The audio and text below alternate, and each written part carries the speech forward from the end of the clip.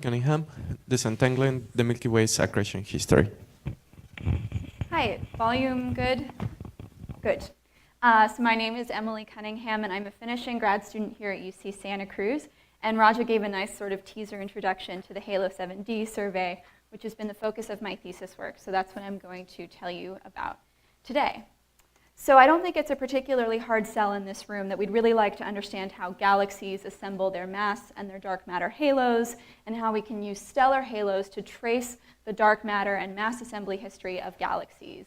And in particular, in the Milky Way, we have this very special position within the Milky Way galaxy where we can measure full 60 phase space information and chemistry of halo stars, which we can use to try and disentangle all the various accretion events that have led to the Milky Way's mass assembly. So this is what we're trying to do with the HALO7D survey. So HALO7D is a data set that consists of Keck Deimos spectroscopy, as well as Hubble measured proper motions of distant main sequence turnoff stars in the Milky Way in the CANDLES fields. So I know there are many people here very familiar with CANDLES. We did this survey in EGS, GOODS North, GOODS South, and Cosmos. They were ideal for this survey because of the very deep multi-epoch HST photometry that we could use to measure proper motions. And then we measured radial velocities for these same stars using Keck and Deimos. So you might be asking yourself, why do we need more 3D kinematics? I'm hearing all this stuff about Gaia. Why is Emily spending all of her time doing this when we have Gaia? And I want to make the point that this data set is unique even in the era of Gaia. So here I'm showing a color magnitude diagram with a fairly typical halo population isochrone overplotted at different distances. And the Gaia proper motion limit is indicated by the red line. And the HALO7D selection box is shown in blue. So we are going a full 4 magnitudes deeper than Gaia, which is going to allow us to really see the dense main sequence stars that are at greater distances in the halo, whereas Gaia is going to see we'll measure proper motions for distant giants in the halo, but it won't have that same dense sampling, and it won't have that main sequence population at these distances. So these are the faintest sample of stars that we'll have until LSST. So this is a very exciting data set. There's a lot that can be done with it, and we have 2 papers coming out soon, so I hope you'll keep an eye out for them on the archive. But in the interest of time today, I'm only going to discuss results from this second paper where I used the HALO7D sample to estimate the parameters of the Milky Way halo velocity ellipsoid and also the velocity anisotropy. So when I refer to the parameters of the velocity ellipsoid, I'm referring to these 4 parameters here, which I mean the mean net rotation of the Milky Way halo and the velocity dispersion along the 3 coordinates of motion, so azimuthal, radial, and polar motion. In order to make this measurement, I do make the assumption that I'm dealing with independent Gaussian velocity distributions along the different components. I'm assuming no net radial motion or no net polar motion. And I'm leaving the distance to every star in my sample as a free parameter with a strong prior based on isochrones, because I'm working with main sequence stars as opposed to giants where you tend to be able to constrain the distance a bit better. In addition, I'm modeling my sample as a population of disk and halo. So I'm gonna make this measurement of the parameters of the velocity ellipsoid in a couple different ways by using my sample a couple different ways. And I'm first going to show you what I call the spherically averaged result. And when I say that, I mean I'm taking stars from EGS, Cosmos, GOODS South, and GOODS North, and I'm combining them into estimates of the velocity ellipsoid. So I'm averaging over different lines of sight through the halo. And so I did this for the full HALO7D sample. So these are the points in purple here. And I've also split my sample into 3 different apparent magnitude bins. So in these plots, on the y-axis, you have the parameters of the velocity ellipsoid. So rotation is in the upper left, radial velocity dispersion, azimuthal velocity dispersion, polar velocity dispersion, and then each of the points are plotted as a function of the mean distance to the sample for the full HALO7D sample and the 3 apparent magnitude bins. And so what we see is we don't see a strong signature of rotation in any of our bins. It's a little more uncertain at our brightest bin where we expect the most wacky disk contamination. But we also see velocity dispersion decreasing as a function of distance, which is in line with what we expect. So we can combine these estimates of the parameters of the ellipsoid into one handy parameter, the velocity anisotropy, which is given by 1 minus the total second moment of the tangential velocity distribution divided by twice the radial velocity dispersion. And so this parameter is, of course, in great interest for its role in the spherical Jeans equation and its influence in the mass anisotropy degeneracy. So just to remind you, beta equals 1 corresponds to a population of stars that are on purely radial orbits, so plunging in and out of the center of the galaxy. And beta equals minus infinity corresponds to a population of stars on perfectly circular orbits. So when we estimate beta, so here what I've done is I've taken my posterior distributions for my different ellipsoid parameters, and I've combined these into posterior estimates for beta.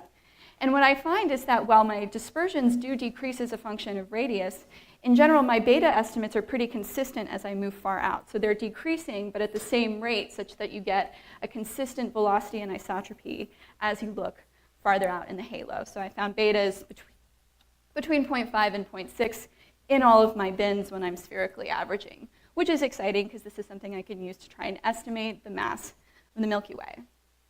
But before I get to that, I also decided that I should look at my stars, treating my different fields separately. So only looking at stars in Goods North, only Cosmos, only EGS, and only Goods South.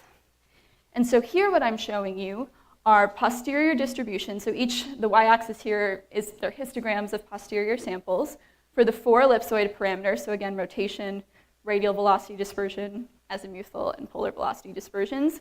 But here the different colors are showing these distributions along the different sight lines in the halo. And what we can see is that things are starting to look kind of different. We see a signature of rotation in Goods South that we don't see in the other fields. In particular, in the polar velocity dispersion, the PDFs for Goods South and Goods North are quite consistent, but those are fairly different from EGS and Cosmos. So when we combine these posterior estimates into an estimate of beta, we see quite a lot of variation, where we have, isotropic to mildly tangential beta in Goods South and strongly radial beta in EGS. So this could potentially be evidence for recent accretion, given that we're seeing this field-to-field variation, and if we were looking at material that had all been well-phased mixed, we would expect to see consistent estimates of the ellipsoid parameters along the different sight lines. So just to summarize all of the beta measurements, that I have here, I'm showing distance on the x-axis and beta on the y-axis, where again 1 is radially biased and minus infinity is tangentially biased. So I just want to make the point that before this year, the only 2 points that we had on this plot that used 3D kinematics to measure beta were that gray square down at minus 0.25, which was our HALO7D pilot study, and the solar neighborhood point at an R of about 5 kiloparsecs measured from SDSS.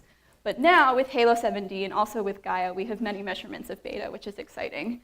So my spherically averaged points are the circles, and the field-to-field points are shown as squares.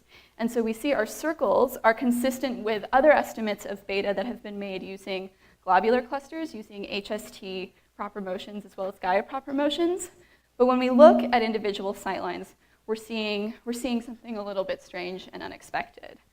So we decided to look at the simulations to see what would be predicted in some of the new simulations. So I asked Robin Sanderson about this, and she made these figures from the latte halos. So what Robin has plotted here are all of the stars in the latte halo and the macchiato halo that are located between 50 and 70 kiloparsecs. She's divided these halos into little patches, and she's computed velocity anisotropy in each of these little patches. And what we see, even in the simulations, is that as we look around in the sky, we see variation in velocity anisotropy, but we also see variation from halo to halo, that the different accretion histories and different accretion events are leaving signatures in these lumpiness in this beta lumpiness, if you will, in these beta maps. So if we think again about the Jeans equation, I mentioned, we want to measure beta because we want to know the Milky Way mass. I don't know, I'm honestly a little confused, or I'm skeptical that we should take, based on these simulations, a single value for beta at a given radius and plug it into the gene's equation, if that's going to give us a reliable mass. So that's something that we really want to investigate, is how is this assumption of a spherically relaxed system affecting our estimate of the mass of the Milky Way, and is this variation in anisotropy that we're seeing in HALO7D an indication that we should be looking beyond genes modeling in order to estimate the mass of the Milky Way stellar halo, of the Milky Way. So just to conclude, HALO7D is a very exciting data set comprised of Keck spectroscopy and Hubble proper motions.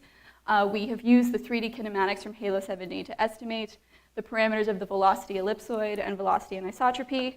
We find consistent estimates when we spherically average over the halo, and yet we find variation when we look at these fields on an individual basis. And this could be indication of potentially recent accretion and inspiration to brainstorm new ways of mass modeling. Thank you.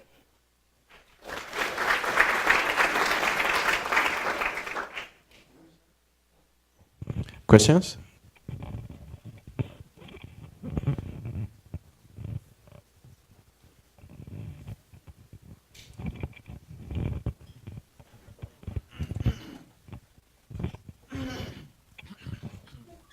Hi. I was just wondering, so have you checked, because in the simulations you can calculate the mass, right? Like you have all that. So have you checked a little bit on like how bad you do with the estimates? Right, so that's actually a project that we have that we really want to do, which is try different mass estimators and look at the lumpiness in beta and see what mass estimators are performing well as how is this beta measurement making those effects. So yes, we want to do that, we have not. Yeah. More questions?